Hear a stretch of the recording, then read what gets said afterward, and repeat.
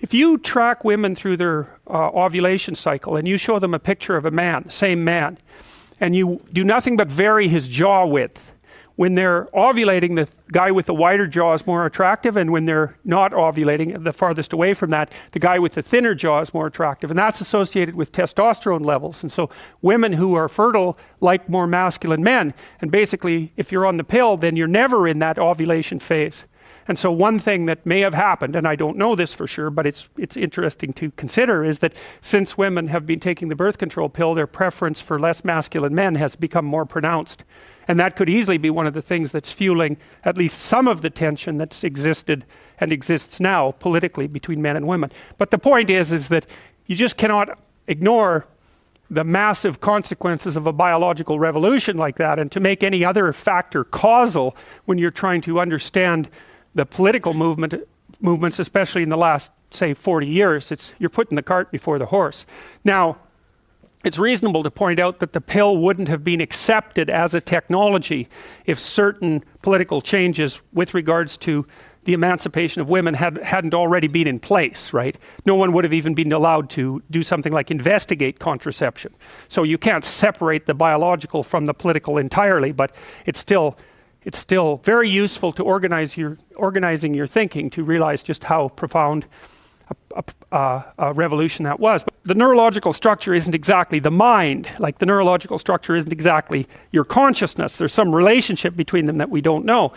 And the unconscious, from a conceptual perspective, is the place that your memories are that you sometimes can get access to and sometimes can't. And so you might think, well, that there are the memories that you can't get access to, there might be a variety of reasons you can't get access to them. One might be that you've just forgotten them.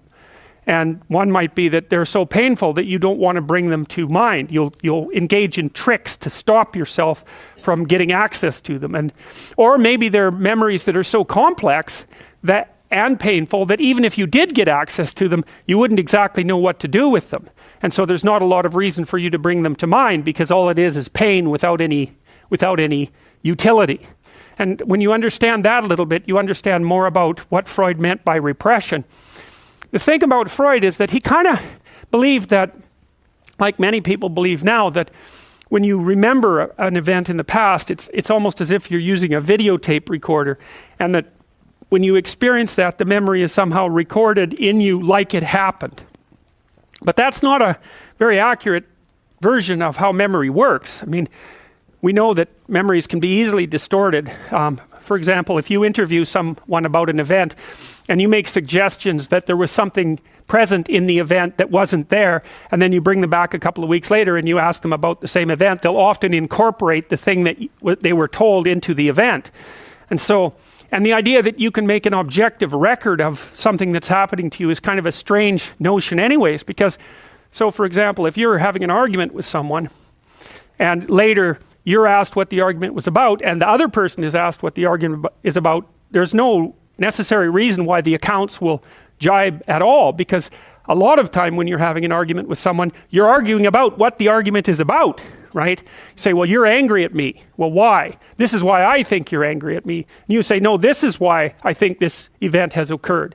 And you're thinking about, especially if we know each other well, you're thinking about the contextualization of that event across our entire history.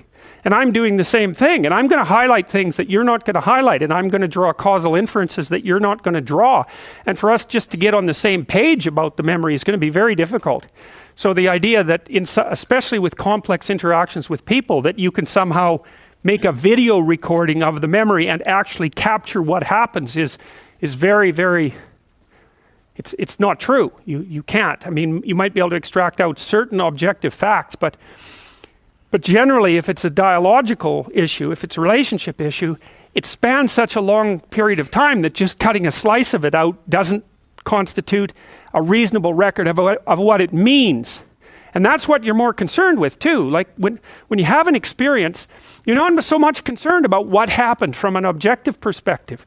You're more concerned about what the experience means. And then you might ask, well, what does it mean to mean something? And that was the question I was trying to answer in that paper I had.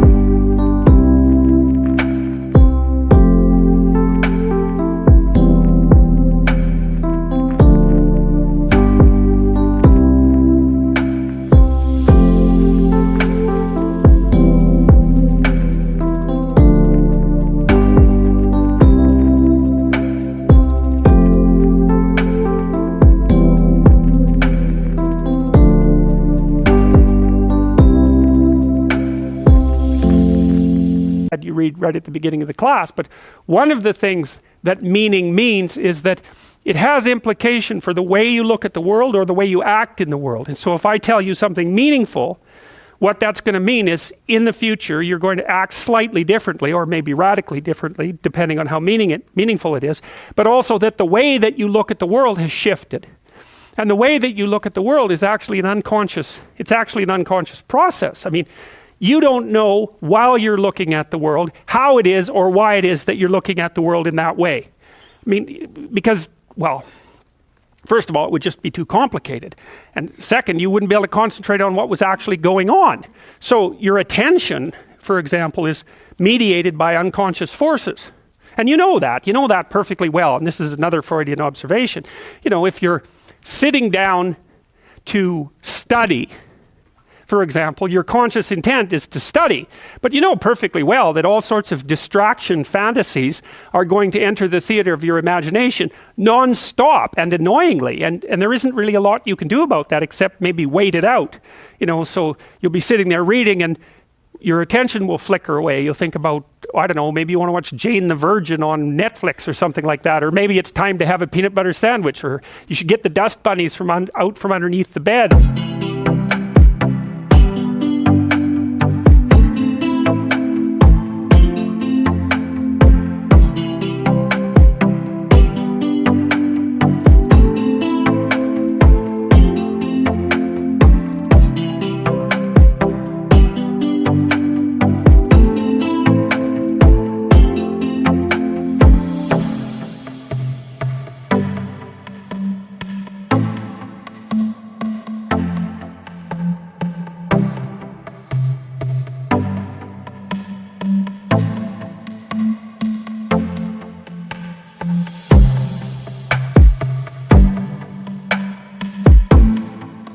It's time to go outside and have a cigarette, or maybe it's time for a cup of coffee, or it's like all these subsystems in you that would like something aren't very happy just to sit there while you read this thing that you're actually bored by, and so they pop up and try to take control of your perceptions and your actions non-stop.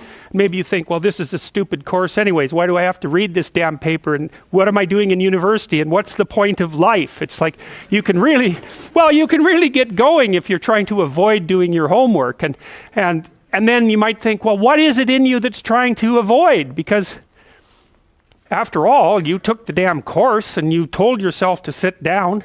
Why don't you listen?